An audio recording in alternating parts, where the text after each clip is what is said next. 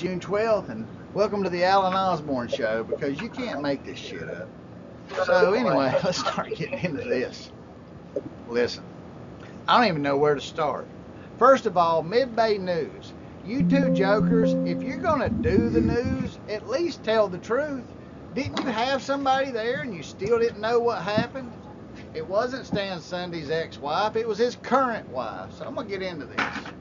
Let me tell you, there's a lot of stuff that went down here, and I'm going to talk about Stan Sunday. I'm going to talk about what happened. And I'm going to talk about Brad. A lot of shit.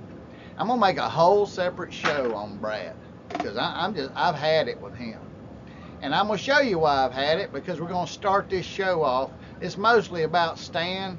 I got time to deal, but I'm going to tell the commission, and I'm going to tell Brian Kellenberger what's really going on, because I've never had to involve Brian, because he was doing the beach thing, and that ain't my thing. But Brian deserves to know the playing field that he's dealing with, and I think he knows it.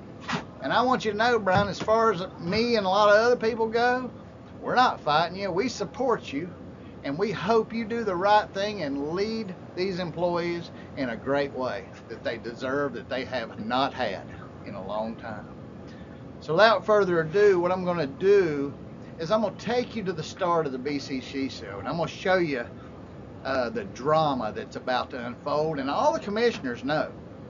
Now, they probably don't, Curry probably don't know as much, and Donna don't know what's going to be said to her. You can watch when that goes down. But I'm going to tell you, they know. Now, I want you, when this thing starts, I want you to watch the people before it starts. And then Jason, poor Jason's going to come up here, and I'm going to tell you the bottom line on that. Jason was coached by Brad to start this drama. Now, I don't know if you've noticed the changes in Brad Drake, but somehow we've become a Pentecostal Baptist church in his eyes, and somehow the pounding of the Bible, or just the veiled threats at me that somehow he's angry, even though he was gutless to call me and tell me. I sent him a text telling me he was a coward as usual, and didn't get a response, but hell, it was just the truth. I love how these people think that telling the truth is a fucking threat. It's just not. Telling the truth is okay. Look, you've seen me just smeared all over social media. Am I worried about it? Hell no, because it ain't the truth. Listen, I ain't broke. This government doesn't affect me. They just stole from me and took my constitutional rights. I'm not in it for the game. Hey, Kevin Roll, if you got something to say about me as one of those people, say it to my face, because I'm going to tell you something. You ain't shit. And before you go running your mouth and being Brad's spokesman before he's too coward to stand up for himself, know that I have every single message that Sean sent me. And, you know, she doesn't act like that and getting to you, and it's clear in those texts. So be careful what you say, Kevin, because I don't give a damn. I'm happy to tell you to your face. And you know why you don't get it, Kevin? Because you didn't lose any of your money. You don't have anything to do, and I've got the texts that show that you and Sean moved back here. You haven't filed a code violation that hadn't been acted on.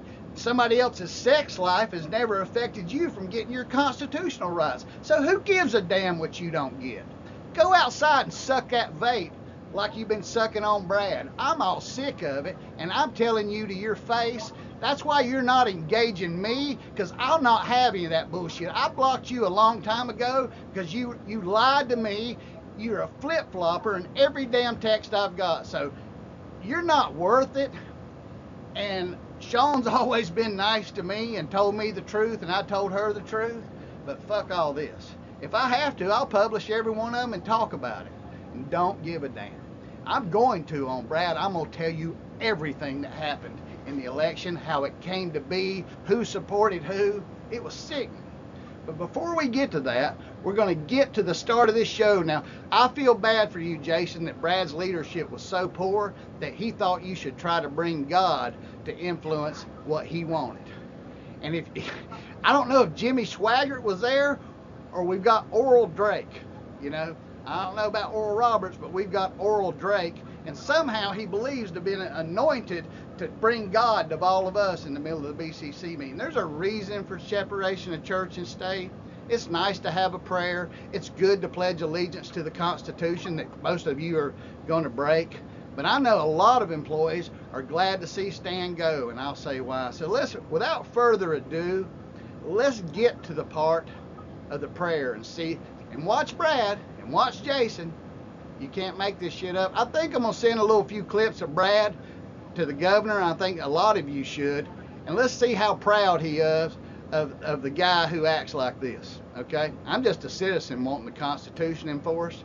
I don't care what they think of me. But here we go. Let's take a look at this. So here we are. Watch Brad. He's getting ready. He's already been eyeballing Jason. Donna and them, it's just a normal day. Now, Curry's thing about Stan's performance is all on, and know that Brad responded in typical hypocrisy as a reaction to Curry wanting to deal with an issue. And Dan Curry, I hope you told Brad Drake, F you. That boy ain't a bit better than you. And I'll show you why in another show. Man, Brad, I was glad to tell you this to your face. It's too bad you've always felt like you had to go through a 70-some-year-old woman to say something to me, but I think that's probably pretty normal for you. I guess that's how you've been your whole life, looking out for somebody else to stand up for you because you can't stand up for yourself on the truth. I got every document that you can't explain, young Drake, and you won't explain because you can't. And you won't. And I think you're an idiot. And I'm sick of how you lied to me and some others. And I will expose you. I don't care if you're on my side. I'm on the side of truth. God will strike you for what you did. So let's get started with, here comes Oral Drake, the Jimmy Swaggart of the BCC. We have all of our commissioners in attendance. And I would like to ask Jason if he would please, is he over there? Please come up and lead us in the invocation and the pledge. Let us pray. Lord Jesus, we honor you today and we thank you for your goodness and we thank you for your word. Very early this morning you dealt with me about this meeting. And the story in John chapter 8 came to my mind where the scribes and the Pharisees brought a woman caught in the very act of adultery to you. And they were questioning you about whether they should stone her because the law says stone her. And you said, he that is without sin among you, let him first cast a stone at her. Amen. And everybody was convicted in their conscience. And they went away one by one, dropping the stones out of their hand. And you dealt with me about somebody coming here to throw stones. And I pray that you would deal with their heart right now, God, and that you would help them. Amen. That everybody would drop stones right now, because I pray for unity all the time in this place. And we can't have unity when we have stones in our hand. And I pray, and I right now I'm going to repent for me. I'm going to repent for our county, Lord. Forgive us for having stones in our hands. Forgive us for tail-bearing. Forgive us for backbiting one another. We say we want this county to move forward, and we need your help to do it. Amen. And I just ask you, God, to come into this place. Let your spirit touch every heart and every mind, and that the word of God would be free in this place, and that you would just give wisdom and understanding, Lord. And I rebuke any spirit that would try to hinder the work of God in this place. And I give you the praise and the thanks for it, and I ask it all in Jesus' name. Amen. And all God's people said, Hell, I forgot all the stuff I ranted about. I got to hit play again. I don't know why they're pledging allegiance. Brad's over there pledging allegiance to his image. And I want you to know, you see, when Stan gets fired, guess what happens? His assistant there quits too, which is one of Brad's buddies and Stan's buddies. And all this connection. So we're going to get on to this. And what went on with this, and I'm going to talk about it, so hang on a second. But this is ridiculous. I feel sorry for you, Jason, that Brad brought you into that to tell you that people were going to cast stones. Listen to that. It was so scripted that watching Brad at the end of the meeting, he just made a fool of himself. A fool. You can't make it up. Anyway, let's go on to some other part of the meeting. Hold on. Okay, we've got on to the meeting, and there's a lot of stuff we could have covered. But look at Brad. He's thinking about it. Stan knows it's coming. And Stan's assistant there, he knows it's coming. I think he's a pretty good guy. But the fact that he quits when Brad... And here's something you need to know. You think about it. When Stan was put in charge, he could have hired a deputy, and he's all behind. Why didn't he hire a deputy administrator? Why not? Since Brad wouldn't ask him something like that because they drink together all the time. Remember, Brad? You know, I was out putting up signs and you were off in Gainesville drinking. Yeah, I know it. My kids know it. We gave up the weekends for you. I couldn't even get you to read a paragraph or even answer me. I had to talk to you through a 70-some-year-old lady because that's just the kind of man you are, once again.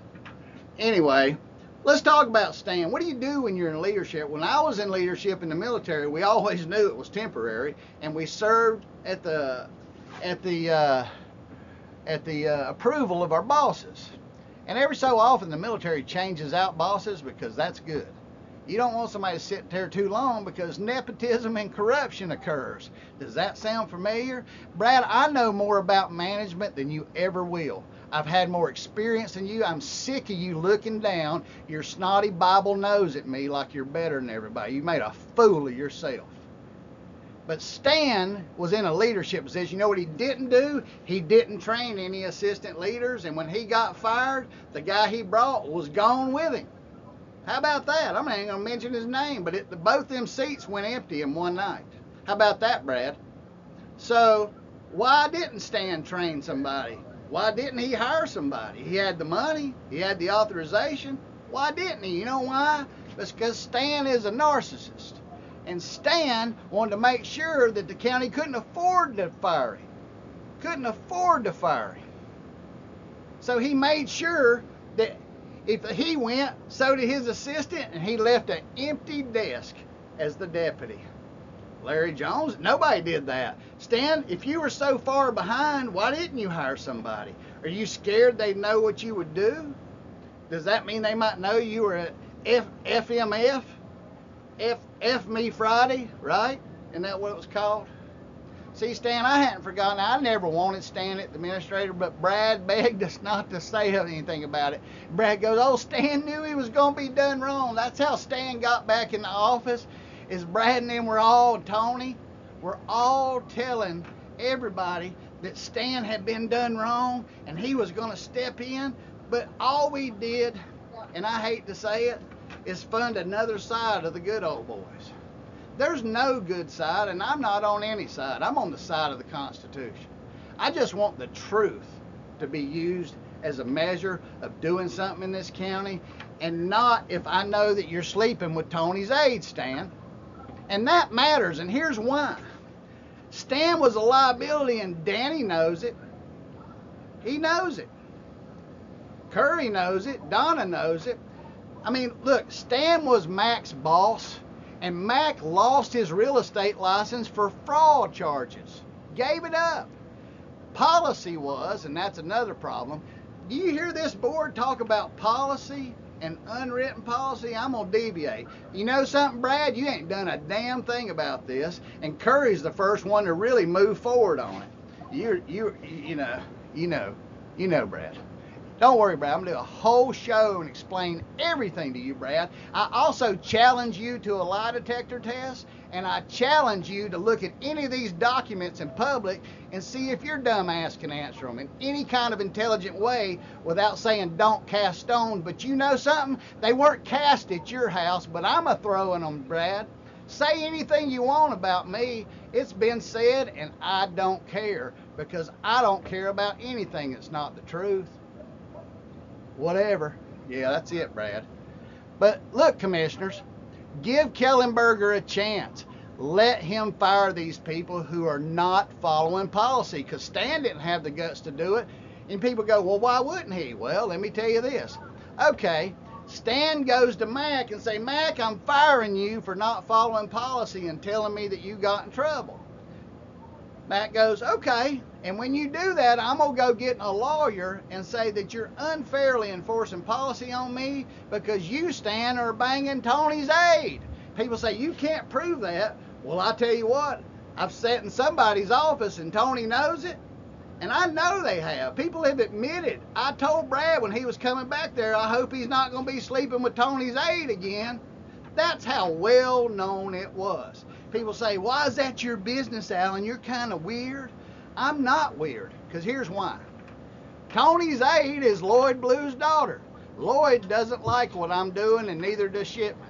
Lloyd was involved in Sandestin. Sandestin was in Tony's district. He wouldn't enforce the rules, and neither would Mac. Lloyd Blue, they had Mac's retirement party at Lloyd's, didn't they? And Shipman said that Mac gave him permission for all that other stuff, but Stan was unable to do anything to Mac because Stan was breaking policy too. Let's go to the HR guy. The PhD that we probably played with, he left with no punishment. Why? Because Stan and him were doing the exact same thing. How could Stan punish the HR guy when everybody up there and they were doing it at conferences? Do you remember the naked woman text? Guess what? Tony and Brad want to bring back Sydney Noyes. Well, that's how we got into the passing off of the naked woman, from Lloyd to Trey to the county attorney, who then sued us over it, and we paid her too, so those depositions wouldn't come out. This is bullshit, and this is why Stan got fired. Stan was too busy trying to build an empire of his side of the good old boys of the county. And once again, he didn't enforce any rules, and he was powerless from the day he got in there because he was compromised. Listen, I don't care if you sleep with a tree and you're in love and want to get married to a pet rock. Good on you. But if you come to a place of business and into government and you create an atmosphere and a culture where the rules depending on what you know to somebody, then we got a damn problem. And everybody knows it, and this is why the shit show's going on. You know, I wanted to attack Clay. I was going to be quiet in this meeting, but Brad's stunt and Kevin Rolls' stunt to support Brad because he had to. He's his boy. I'll say that. It's ridiculous. I've got the truth, Kevin. And if you need to stand in Brad's place, me and you will take lie detectors, and I'll lay these same documents that aren't drama, Kevin. They're people violating ordinances and state laws, and me, the property owner affected by it, is asking for enforcement, Kevin. Stick that in your drama. It's a lot of damn drama. I spent $3,100 on an expert this week from something I've been dealing with for 17 years that Mac and them lied about, and Brad agreed until he didn't get what he wanted. I ain't nobody's boy. My opinion is my opinion, and it's the only damn thing I got left, it seems these days, is my First Amendment.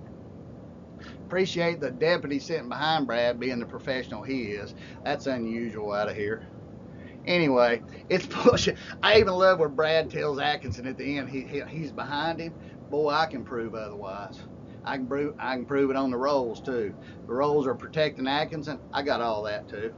That ain't what this is about. This is because the rolls don't run government. Stan and Brad do, and Brad doesn't have the gumption to enforce it, and that's just how it is. Matt left. So here's the conundrum we're in.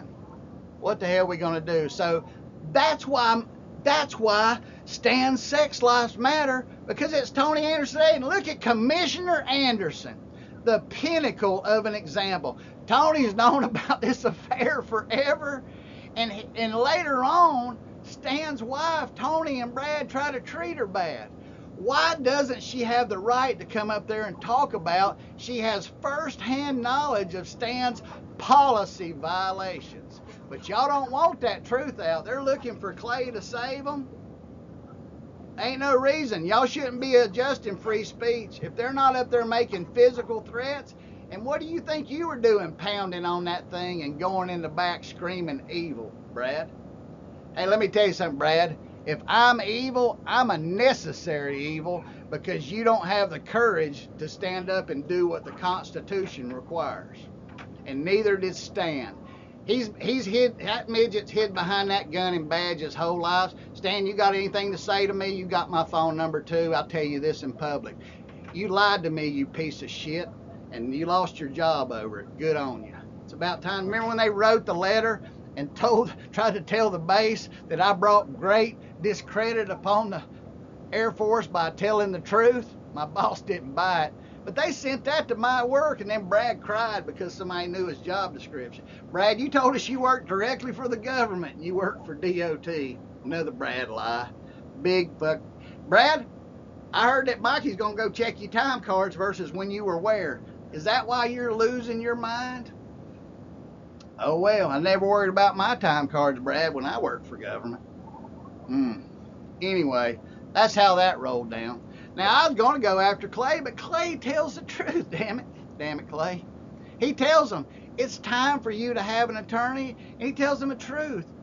You probably paid me too much, and then admits they never asked Brad and Danny and none of them. Curry's the first one to ask him to renegotiate his contract so they have a date, they know when he's leaving, and they know what they're going to pay him. They voluntarily paid him by the hour, as Clay freely admits. He said it's too much. They ain't worried about that. Brad don't say a word about it. Curry thanks him, and Clay says, I'll take a new contract for less money, but I don't want the full-time job, but you need one. So now I can't say anything. Clay admitted that they need one, so now it's on the commissioners to really find one. One that's not attached to anybody, but Brad don't want that either. Anyway, I appreciate Clay telling the BCC the whole truth right there. It wasn't nothing I could say about it, so I didn't. So let's go on and get into some of this, but the bottom line is Stan gets fired, and we're going to get to the end, and you watch. And they give good answers here. So watch what happens and watch what goes down. Sure, this one. All right. Wanted to say something. I have a policy question. So, Mr. Curry, prior to your joining the Board of County Commissioners, you sat out there in the audience a lot, and you were very critical of staff, you were very critical of the board, you took pictures on Facebook, you drove Shane Supple nuts, you drove Brad Alford nuts. I can only imagine you did. They've never said anything. But one of the things that you really mentioned oftentimes in your diatribes to us when you were speaking to us was that you were disgusted by this friends and family plan. So the policy question I have for you is, are you okay with friends and family plan now? If you're talking about my son applying for a job, is that what you're talking about? Yes, sir. I did not want him to apply, and I told him that, but he's a grown man and he wanted to go anyway. He wanted to apply anyway. So I said, go ahead, but I cannot and will not be a reference. And if they come and ask me anything, all I'm going to say is, you're my son. But that's not a criticism anymore. You would welcome anyone that's family to have the opportunity to join this prestigious county as an employee. You no longer are if we offended by that. If we stop nepotism right now, Commissioner Drake, I don't think we could get anybody to turn the AC on. But you had a problem with that prior to your I had a membership. problem because the optics out there, and I explained that. The optics out there are a little bit different than the optics behind the desk. That's why I said, I mean, hell, they put a trespass warrant on me over your bridge, Commissioner Drake. So, I mean, now those guys are good as gold. I mean, as far as I know, they've done everything expected of them, and over and beyond. Brad Alford is a freaking star in my book with Choctaw Beach Park. So I don't know if that answers your question or not. I mean, the best person for the best job is what I would think, but do we have confidence that the best person for the best job is actually in that spot? That's the question. Okay, well, I'm okay with that. I'm just glad you came around. That it's not, you know. I'm on Team Drake. All right. So,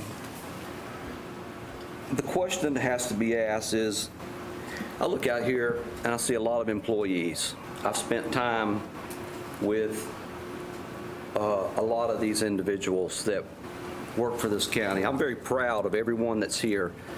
They go through a lot. They have a lot to bear, a lot of wear and tear. They do a good job, and I respect that. I look out there and I see the faces today, and there's a disposition about them that is good.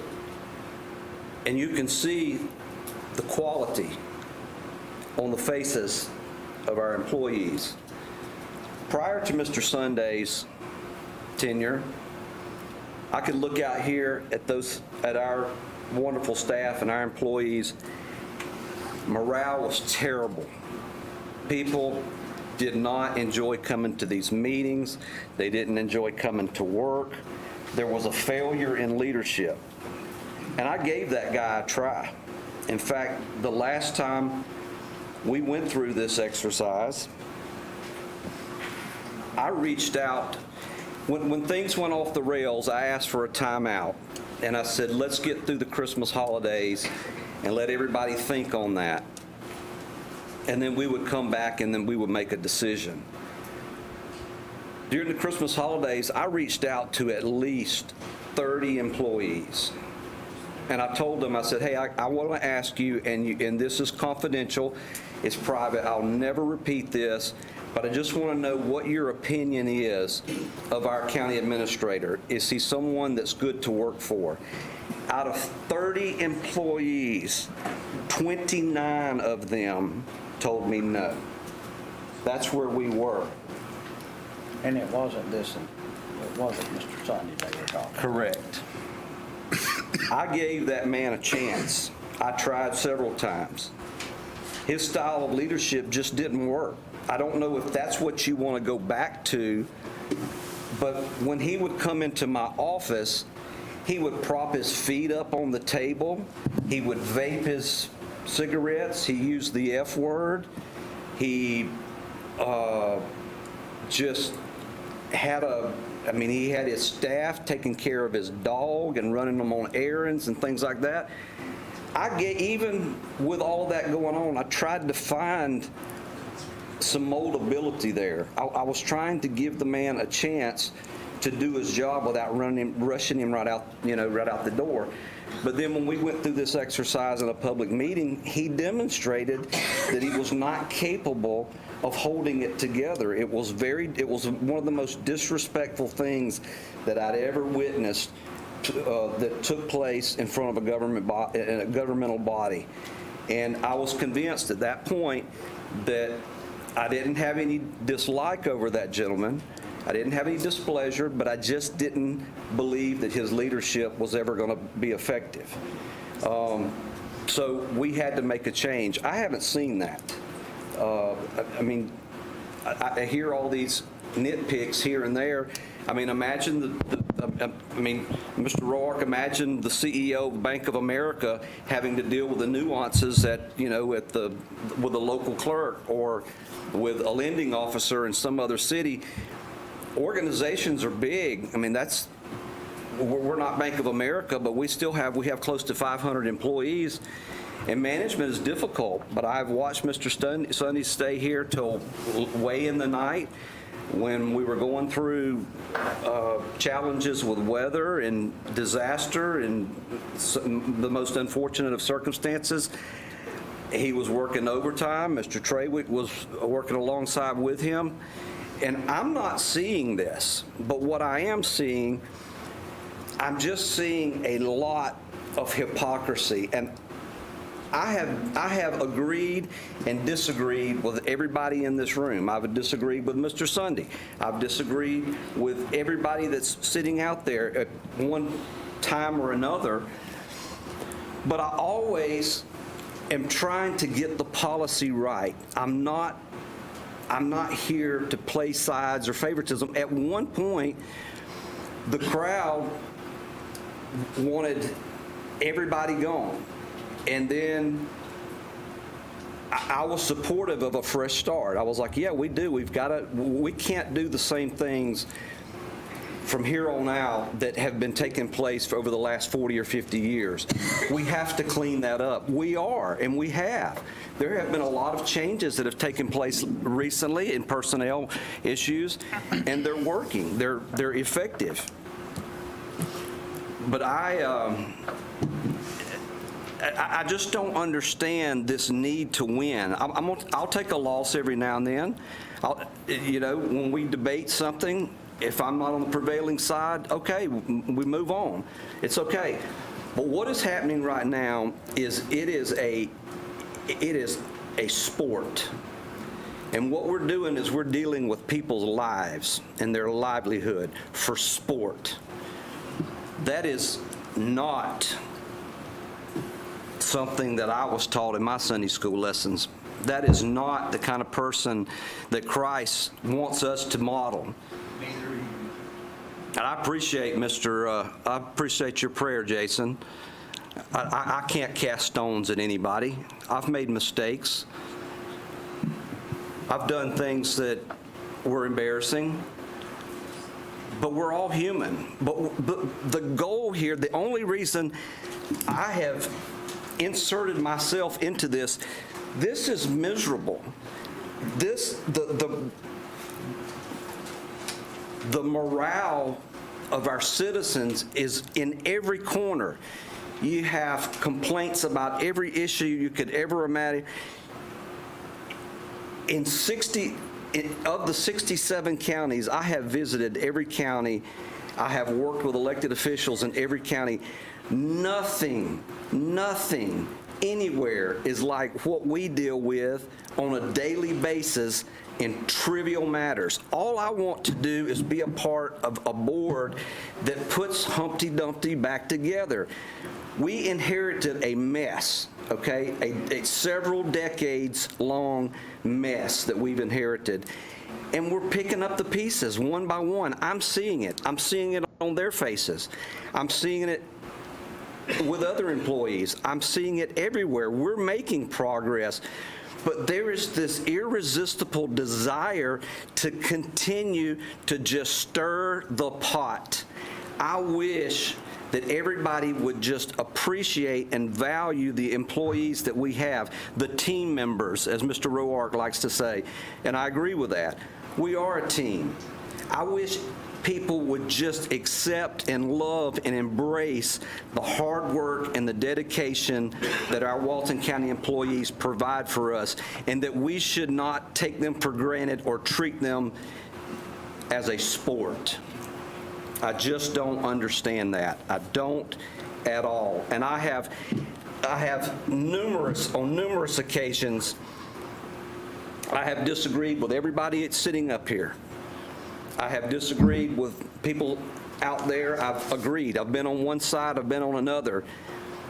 But it's going to continue to be about sides. Mr. Curry, you came here and you had a very similar speech that you gave when you ran for office, is that you wanted to change things. You were sick and tired of the things that had been done in the past, and you want to do something new, and you want a fresh start, and you want to see, contribute, invest, rather than criticize. Contribute.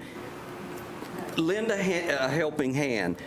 Go down to Public Works and work alongside with some of those guys one day. I mean, that's what we're a family. We're a family, a Walton County family, and we're going to have disagreements. But you don't divorce your kids over it. You don't abandon the house over it. You try to figure out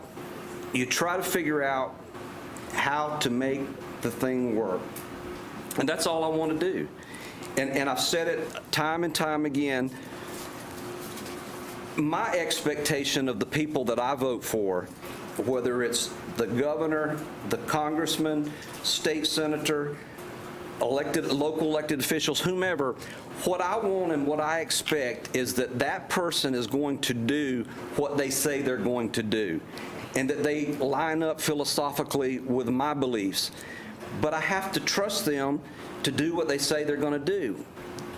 And if they disagree with me, but in their heart they feel like it's the right thing to do, I respect that. But if they do agree with me and they take the other position, that's called corruption. And I don't want any part of that. So when I'm on a different side from someone, that's what bothers me, is that you have to always agree. You're good, you find favor with people as long as you agree with them. But then as soon as you disagree with them, you're off. You're kicked out of the shrine. Why? It's about power, corruption. I don't think that we're worse off today than we were 2 years ago. I absolutely do not. I think we're moving on a right trajectory. I see good things happening for our county. Every time we get together for Christmas, for our luncheon or for Public Works Day, everybody's so happy. That wasn't the case 3 years ago. People did not even want to be together. You could see the doom and gloom on faces. It was terrible. So I wholeheartedly disagree with what you're trying to do here, and I just hope that maybe in your heart you could reconsider and figure out how to make this thing work. Mr. Glidewell, before you. I just have a real quick, I think, correction, Commissioner Drake. When you look out there on them faces, them employees don't want to be here now either. They don't want no part of this. Thank you, Mr. Chairman. Go ahead. I find it, I don't know, I don't dislike Commissioner Drake, but sometimes when you get on these kind of story type, and it looks like you're looking down on someone, or you're talking down to someone. I mean, do you remember this meeting? Mr. Curry. That's when you were doing stuff behind my back, pointing at me and looking in the crowd. So I don't hold credence to some of what you say about hypocrisy and doing the right thing and being respectful and all that. I keep this as a screensaver to remind me what not to do. So that's all I have to say about that. Anyone else? I'm going to say something. Well, may I? Yeah, Mr. Curry, I apologize for calling your boy. I wholeheartedly and sincerely apologize. The other person, immediately that evening, I sent her a message and said that it was irresponsible of me and that I apologized. So I had people send me this telling me, did you know what he was doing behind your back? And then when I look at the video and I turned, you were like a little middle school boy and you went. So I lost some respect. I'm sorry. It can be gained back, I guess, but when you go on some of these tangents and you tell us what we're supposed to be and how we're supposed to act, and you bring in the Lord and all this stuff, and then all I got to do is look at that, and it doesn't hold credence to me. So I'm just going to tell you that right now. Thank you. Thank you for your apology, though. Mr. Sunday, do you have any more comments? Let's definitely give him an opportunity if we let the public talk. You want to wait to the end if you have any? Okay, we're going to call on the audience, and I'm. Randy Lightner, Lightner. Most importantly, I want to apologize to Mr. Atkinson and Ms. Johns earlier for pushing the issue on who was at the meeting. But there are people, no one in this room, like some of you think, but it was in people's minds that Mr. Sunday was there. And honestly, I didn't know what the answer was, but whether he was or wasn't, I thought it was important before we got to here that correct answer be heard. So I wasn't trying to be disrespectful to legal advice, but that's why I wanted to make sure that we at least got that much of who was there. As for the rest of it, the only issues that I have, Stan, I've come up here and said it before, he's been wonderful to me over the years when he's working at the sheriff's office, different places. He's always helped me when I've needed help. The issues that I have, and I don't want to beat dead horses, but the issues that I have, how long the HR issues drug on. There was no need in it carrying on that long. It feels like nothing was done about it until it was forced by the public. I look at the Blackstone PUD, which clearly was years out of date and years expired when it was issued. And I say clearly, it sure looked like it to me. Everything anyone told me was, yes, it was expired from the time it was issued, and that was not addressed. That wasn't dealt with. Hold on, real quick. Keep her time going. When you brought Well, that, it's the train of thought you mess with more than the time, but go ahead. I'm old. I am too. yeah, me too. But when you introduce that into the discussion, I was intrigued by that, and I asked the question immediately on the spot. I asked Mr. Atkinson, I said, is what she's saying true? And he said, Mr. Carpenter will answer that, and he will provide an answer. And Mr. Carpenter came up, and to this day, I don't really remember if he gave me an answer. I'm not going to stand up here and throw people under the bus, but I got the answer. Okay, I got the answer from legal counsel. Randy, let's don't talk over each other, okay? Let him talk, and then I'll give you time. I just wanted to say This is my 3 minutes. I'm the one being talked over, talking to the wrong person. Put it back to 1:30. That's fine, that's fine. Go ahead. I just wanted to say that when you brought that up, I was fascinated by that because I had no idea that it was that way. I posted to council, and then council said that Mr. Carpenter was going to provide an answer. And he did. And he didn't. I didn't understand it, but he did. Well, he just basically said it's good because I want it to be good, pretty much, was the answer. And that's my issue. That was an acceptable answer. And it moved on and nothing was done. And so with that being said, we all know with the planning director that there were multiple issues. And it just comes to a point to me where it doesn't seem like it's right to allow the things that happened in HR to happen and the person be able to resign. No big deal whether they were forced to resign or not. They get to move on. No implications, no lesson learned for the next one coming along. Planning director got to retire. As far as I know, getting full retirement benefits. What kind of lesson is being taught to the next one to come along? And these are my issues. That's just two. I'm not going to sit here and go on all day, but it's not personal for me. I've always thought the world of Stan. I hate that we're here right now. But those are my issues. And I'll say in closing, if someone else was tying the administrator's hands, and the only way he could get rid of at least those last two employees was the way that it happened, then maybe you're making the wrong decision today. But if he had full authority and full capability to administer harsher punishments than what he did and set better examples, then you're not making the wrong decision. Thank you. Thank you, Randy. Anyone else? Mr. Chairman? Go ahead. The Blackstone thing, we get bang on Ms. Howard about pending litigation at Sandestin. Isn't Blackstone pending in litigation too? Correct. However, the issue of whether the PUD was expired or not is not part of that litigation. Okay. So since we were going to have that comment and Commissioner Drake interjected, I figured we'd let that get resolved. In terms of the actual project and the discussion of it, no, it is still pending litigation. While the county's not been ordered to respond, it is a petition for writ of certiorari filed against us. Okay. I just wanted to be fair.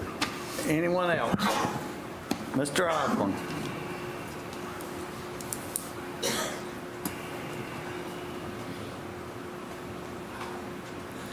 For the record, Alan Osborne. I've been in a lot of leadership positions, and I've worked for a lot of great leaders, and we don't have one right now.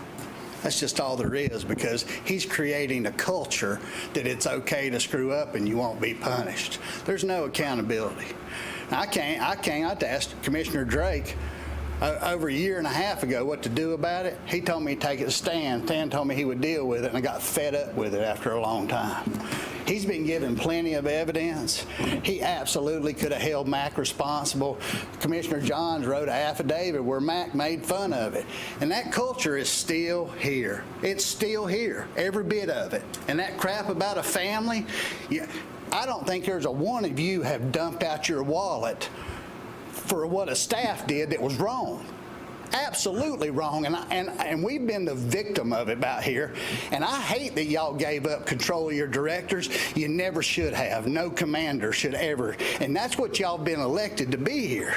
You're not here to make the staff happy. You're here to make the constituents happy. You're here to make sure standards are enforced, and standards aren't being enforced, and he knows it. He's lied to me. I'll say it myself. And he hadn't held those people accountable. He's hired people that he has past relationships with it, and we know it. And it's not, oh, you can't do this, and I'm not going to listen to that stuff about God and throwing stones, because my house got stones thrown through it. I asked simply, unpersonally, for the law to be enforced and the ordinance to be enforced, and you sit there in defiance. I came up here and the stuff I can't talk about, so Mr. Atkinson said I can talk about getting the code enforced, and now I've spent 2 years. You've got staff that can't read a single paragraph out of a page from the state letters. Tabitha's turned that stuff in at ad nauseum, and she gets up there. You guys need to read your own development orders. You say you're not in daily business, and half the stuff y'all just said is daily business, and you're expected to do it. So just because that grand jury was what it was, your job is for the people. And my codes aren't being enforced, and you're getting litigation, and the litigation that you can't talk about, you're going to get a bunch more that you don't even know about yet, because the people haven't realized what's happened. If you want to stop the litigation, you will change the culture of leadership in this county. And this stuff about bringing God into it, God sees what some of y'all are doing, and it ain't good. They know what your vices are. They know what you've said. I gave Mr. Drake personally a thumb drive of all this stuff way before the election. He said he's going to do something with it, and Stan was part of the solution, and the problem is still there. MAC was a problem not dealt with. HR was a problem not dealt with. And you sent a message to all those people, just like when you didn't follow policy when Tony wanted Blue to speak. There was no motion.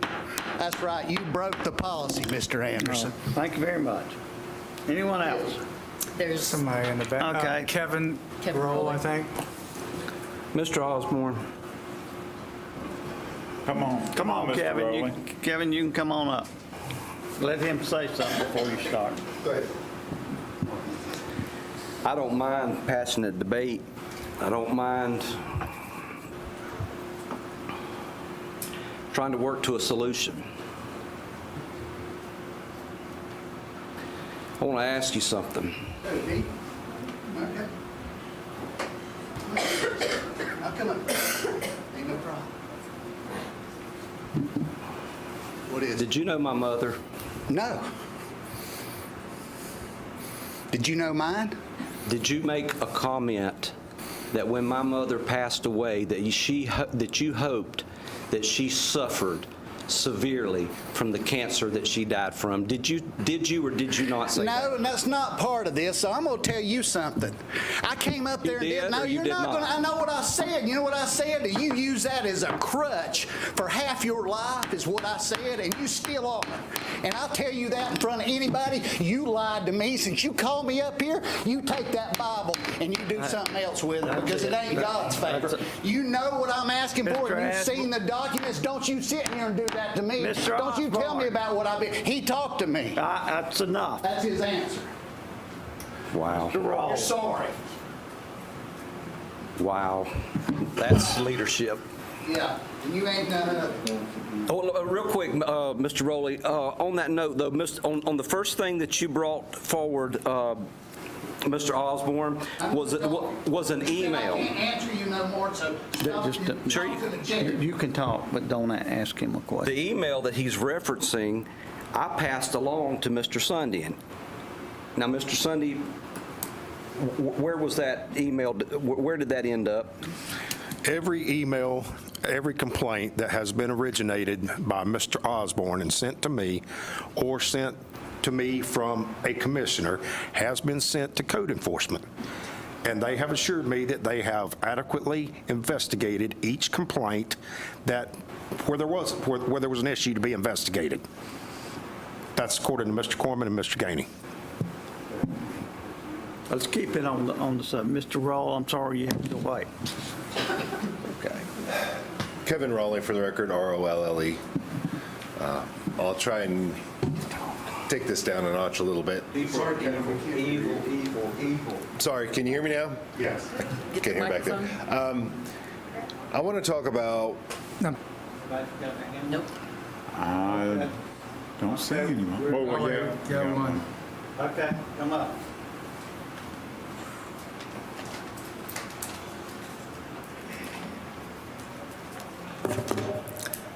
For the record, my name is Tammy Sunday, S-U-N-D-A-Y. Brad, we're going to talk about family. Yes. We're not asking the board questions.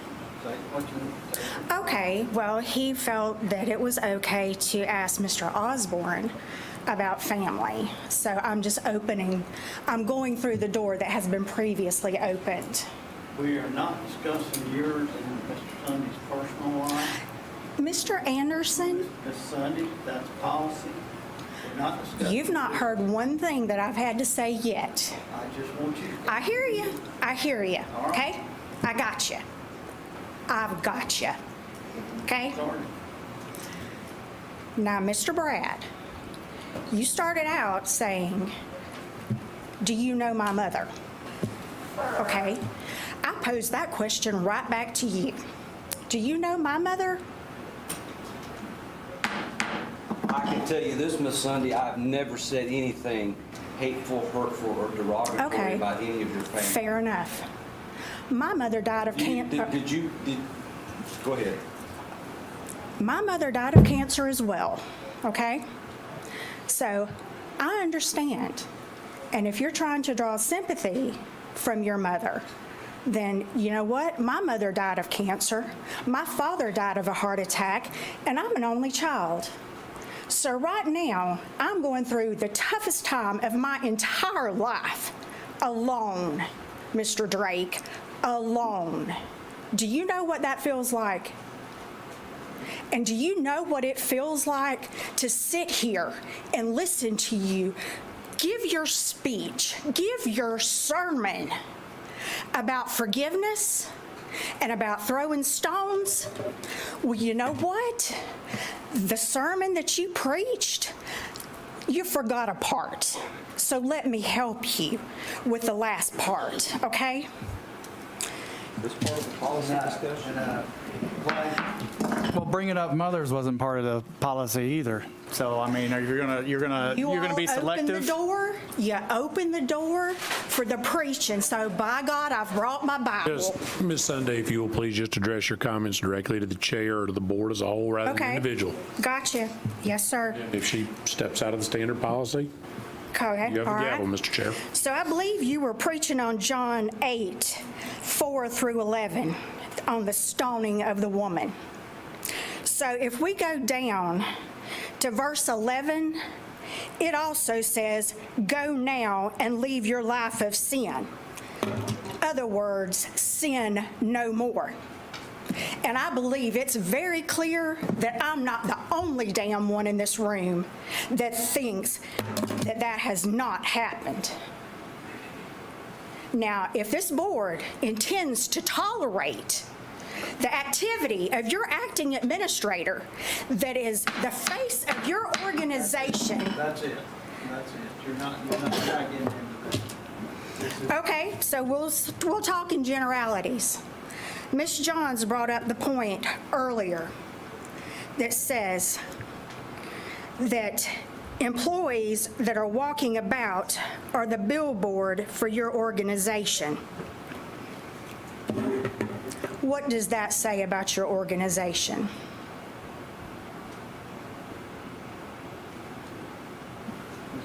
Sunday, Yes, Mr. Anderson. this is. What does it say about you Just a minute. and you're condoning such behavior? I think it is a Okay. poor moral compass, to say the least. That's it. So you're going to Out of shut me line. down because you don't like what I have to say? We're talking about Mr. Sunday's job performance. Yes, how can he perform his job to the best of his ability when it's going to put you all in litigation every damn time that he tries to reprimand a subordinate, and that subordinate comes to you, Mr. Anderson, and says, how can you allow me to be chastised by the highest person in your organization when you tolerate the wrongdoing? You through? I guess I am, since my time's up, but I have a hell of a lot more that I have to say. We'll say it in court. That I'll take that as an invitation Yeah. and challenge accepted. Anyone else?